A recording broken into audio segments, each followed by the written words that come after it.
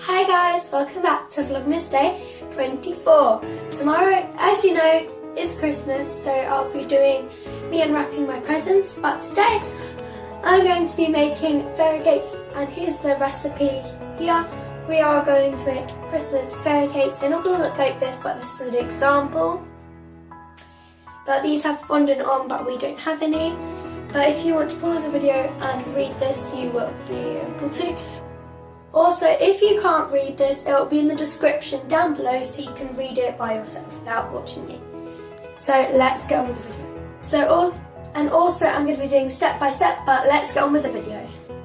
So I'm going to be telling you the ingredients. You're going to need butter, caster sugar, 2 eggs, vanilla extract, self-raising flour, and baking powder. Also, you're going to need icing sugar for the icing. First of all, I'm going to measure 6 ounces of butter. And also make sure before you do this, wash your hands. Also, before you added butter, you're going to add your scales on ounces. So now I'm going to add the butter back in again.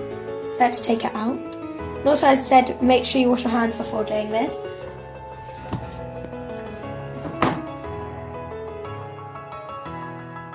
Also remember to preheat your oven. If you've got a fan oven, do 180, and if you've got a gas then preheat it to 160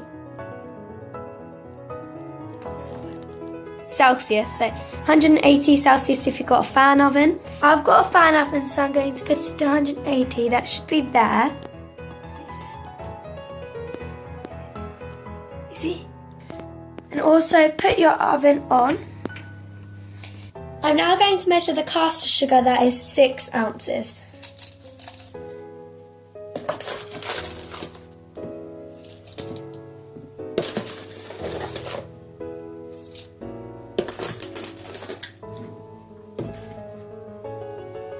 I'm now going to measure 6 ounces of self-raising flour. And remember, it's self-raising flour, not just normal flour.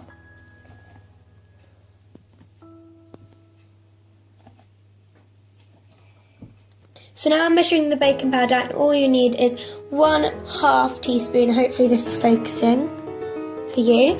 But now I'm going to add 1 level teaspoon. I level it off with my finger. And I'm popping it straight into there. I'm now going to measure vanilla extract right here, as you can see. And I'm going to do 1/2 teaspoon.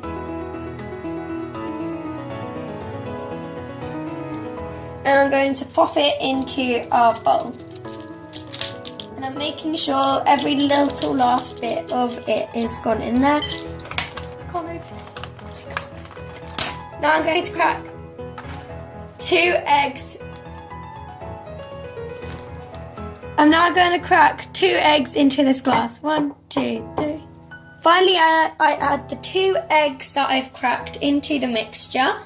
And I put on my mixer, electric mixer, and I mix it.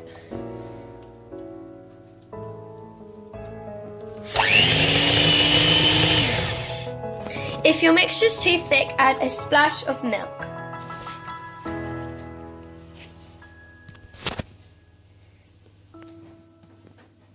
I've now finished mixing up my cream batter thingy. Now I'm going to line my cupcake trays with cupcake cases.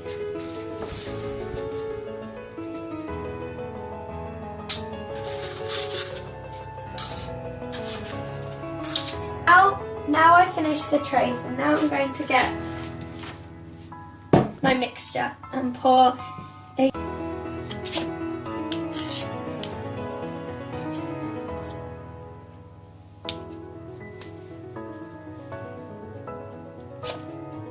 Now I finished lining my cupcake cases and filling them.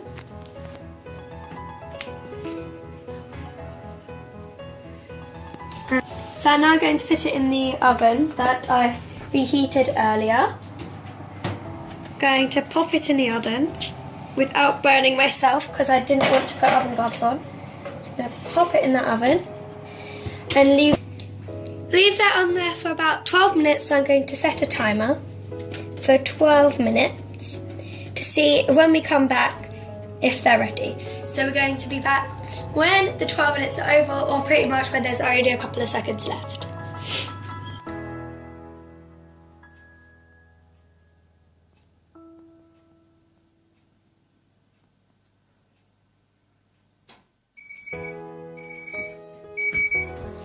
My cupcakes are ready.